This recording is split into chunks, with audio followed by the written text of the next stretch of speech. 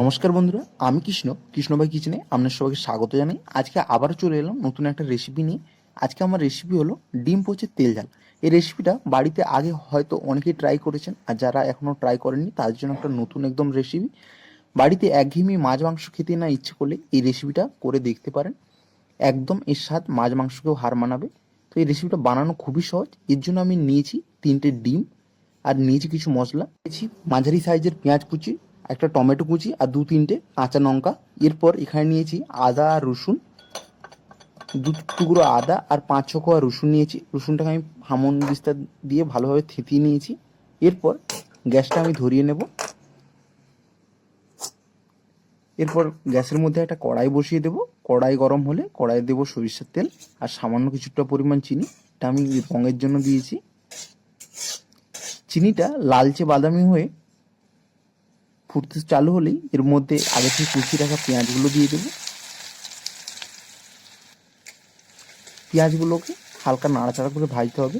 হালকা লাল বাদামি হয়ে গেলে এর মধ্যে দেব আদা বাটা রসুন বাটার পেস্টটা দিয়ে আবারও খানিকক্ষণ ধরে নাড়াচাড়া করতে হবে। দিয়ে খানিকক্ষণ নাড়াচাড়ার পর এতে আগে থেকে কুচিয়ে রাখা টমেটোগুলো দিয়ে দেবো। টমেটোগুলো একইভাবে নাড়াচাড়া করে নিতে হবে। এর মধ্যে আগে থেকে কেটে রাখা কুচনো কাঁচা লঙ্কাগুলো দিয়ে দিতে হবে। দেব সামান্য পরিমাণ লবণ আর স্বাদ অনুযায়ী হলুদ, আর 1 চামচ লঙ্কা গুঁড়ো, 1 চামচ ধনে গুঁড়ো, 1 চামচ জিরে গুঁড়ো আর খানিকটা পরিমাণ জল দিয়ে মশলাটাকে এভাবে চামচ দিয়ে নাড়াচাড়া করতে হবে। 2-3 মিনিট ধরে মশলাটাকে কষিয়ে নিতে হবে। দেখুন মশলার কালারটা ধীরে ধীরে চেঞ্জ হতে আসবে। আর দিয়ে আবারও খানিকটা আমি এতে জল অ্যাড করব, দিয়ে এটাকে ভালো করে ফুটিয়ে নিতে হবে। দেখুন তেলটা উপরে ভেসে আসছে আর বুদবুদানি উপরে ভেসে এসছে, তখন বুঝতে হবে যে এটা মশলাটা কষানো হয়ে গেছে। এরপর একে একে কাঁচা ডিমগুলোকে উপর থেকে ফাটিয়ে দেবো। এতে আমি 3টে ডিম অ্যাড করেছি, আর আপনারা চাইলে 3-4টে অ্যাড করতে পারেন।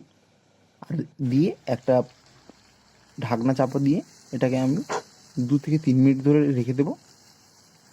দেওয়ার পরেই দেখেন 2-3 মিনিট হওয়ার পরেই আমার পুরোপুরি এই রেসিপিটা রেডি। তো বন্ধুরা, আজকের এই ছোট্ট রেসিপিটা আপনাদের কেমন লাগলো অবশ্যই তা কমেন্ট করে জানাবেন।